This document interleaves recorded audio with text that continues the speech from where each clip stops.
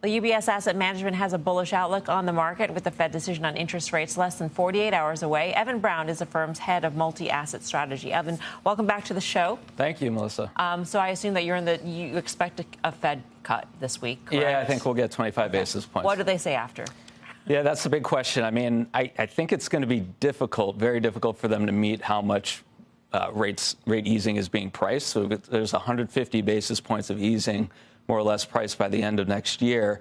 And the Fed is saying right now, ahead of Wednesday, that they're only going to get to those levels a few years from now. They'll nudge that down a little bit, the 2026, 2027 numbers, but maybe not enough that the market will be satisfied with. Where's UBS stand on the number of cuts this year?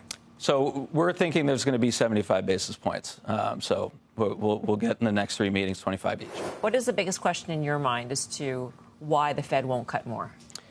Yeah, I mean, as in cut more aggressively this year? Yes. Oh, okay. Well, clearly inflation still an issue. And as much as the labor market risks have significantly increased, you do have a number of Federal Reserve presidents, particularly the regional Fed presidents, who were quite hawkish and didn't want to cut much at all. And so it's going to be as much as Powell wants to be easing, and I do believe he wants to be easing.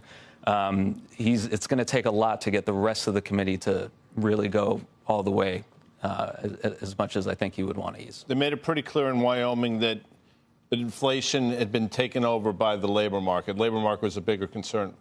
Unemployment rate, where does it get to where the alarm bells start going off? Because at 4.3, nobody seems to really care. Yeah, I mean, they have about 4.5 for their year-end forecast, which I think is a reasonable amount of further labor market slack being created. I think it's more about the speed of the move. Like we're moving gradually. We're moving pretty slowly. It was an 8 basis points rise in the unemployment rate last month. If we start moving, faster, and I think before you see it in the unemployment rate, you'll see it in initial jobless claims.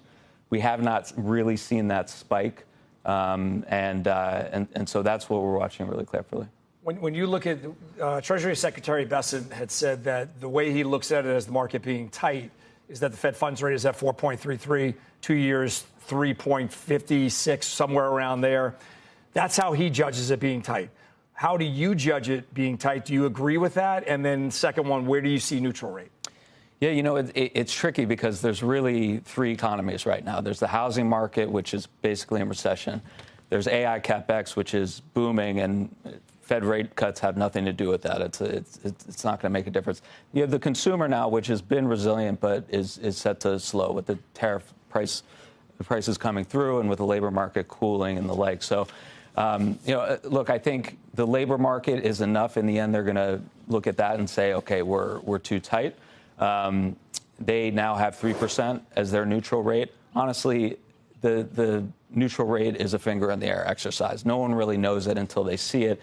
And it's hard when you see financial markets where they are and how easy financial conditions are broadly to argue we're that restrictive at this point. So, in the end, you go with the labor market, we're restrictive, but I don't know that they need to cut all the way down through 3, which is what the market is pricing right now. So, Evan, we wanted to know why you're not a huge Peter Frampton fan, first of all. But or if you could tell us who he is. What we actually want to hear your opinion on tariffs. Do you think they've been fully priced in to the inflation number? Do you think we still have more to go? How important is that? Yeah, so I think we have more to go in terms of inflation flowing through into the actual numbers. What's interesting is that you still haven't seen forward inflation expectations in the market break materially higher yet. And that's what is allowing the Fed to ease, right? That's what's allowing them to say this is a price level rise as opposed to a recurring inflationary shock. Dare I say the T word, transitory inflation. And so, I think as long as inflation is rising due to goods prices, not shelter, not, core services, ex-housing, then the Fed will look through that, providing inflation expectations stay contained. And they have been.